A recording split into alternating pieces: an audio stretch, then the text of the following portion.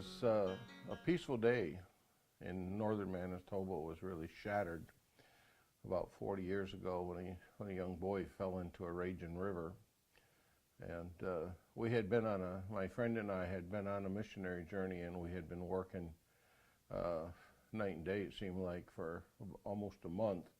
So we decided, when we were changing reserves, we decided that we're going to take a few days off. And he knew a quiet place in a wilderness area in northern Manitoba, so we went fishing. And we pulled in. First day there, it was just so peaceful, just laid back and rested and fished. The fishing was good, and we never saw another soul. The following day, we were there in a car. We were fishing on the bank of the river. We were about probably 250 yards from a big waterfall. The roar of the water and all was so peaceful and nice. And his car pulled in, the first people we'd seen now in this 2 days. It was a young couple with a small boy.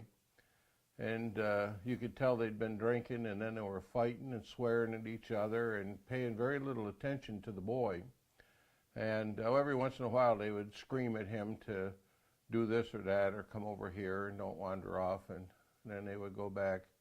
They were trying to fish, but they weren't accomplishing too much. They were mostly drinking and fighting.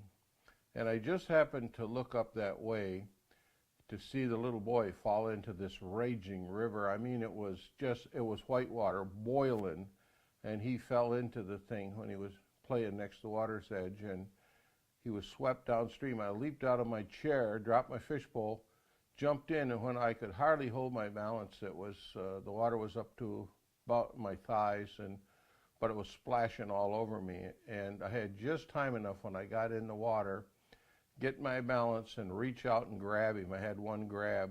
He was going down the river that fast. And I got a handful of clothes and pulled him into myself. And by that time, my partner was at the bank, and I handed him the child. And I crawled out finally, and he gave me his hand to get out of the river.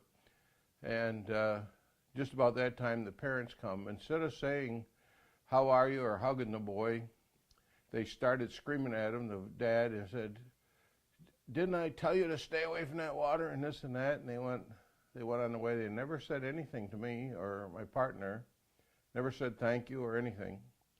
Then pretty soon, I got my clothes changed. I was just soaked and laid my watch in that was full of water and come out of the camper, and they were just pulling off. They went away. Never really knew what happened after that. But this 40-something years later now, I've often thought of that boy and prayed for him and wondered what had happened to him. Life is precious. We need to really preserve it and watch over it.